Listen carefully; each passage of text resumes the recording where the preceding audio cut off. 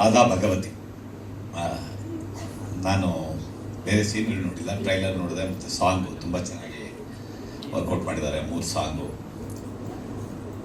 ಒಬ್ಬ ಚಿತ್ರ ನಿರ್ದೇಶಕ ಹೇಗೆ ಹಣಕಾಸಿನ ತೊಂದರೆ ಮತ್ತು ಒಂದು ಫ್ಯಾಮಿಲಿ ಮದುವೆ ಮಾಡಿಕೊಂಡು ಒಂದು ಮಗು ಆಗಿರುತ್ತೆ, ಹೇಗೆ ತೊಳೆದಾಡ್ತಾನೆ ತನ್ನ ಕುಟುಂಬನ ಮುನ್ನಡೆಸ್ಕೊಂಡು ಹೋಗೋದಕ್ಕೆ ಅನ್ನೋದೇ ಈ ಚಿತ್ರದ ಕಥೆ. ನನ್ನ ಕಥೆ ಬಂದು ಹೇಳಿದಾಗ ಭಾಳ ಇಷ್ಟ ಆಯಿತು.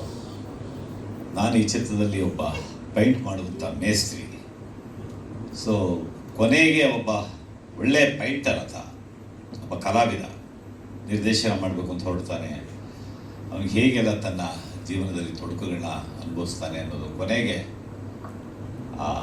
ನನ್ನ ಹತ್ರ ಒಂದು ಪೈಂಟ್ ಕೆಲಸಕ್ಕೂ, ಬಿಲ್ಡಿಂಗ್ ಪೈಂಟ್ ಕೆಲಸ ಮಾಡೋದಕ್ಕೂ ಒಂದು ಮೇಸ್ತ್ರಿಗೆ ಅವನ ವ್ಯಾಲ್ಯೂ ಗೊತ್ತಿರೋದಿಲ್ಲ.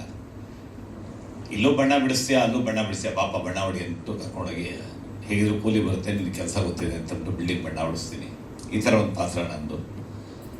ಸೊ ಭಾಳ ಅಚ್ಚುಕಟ್ಟ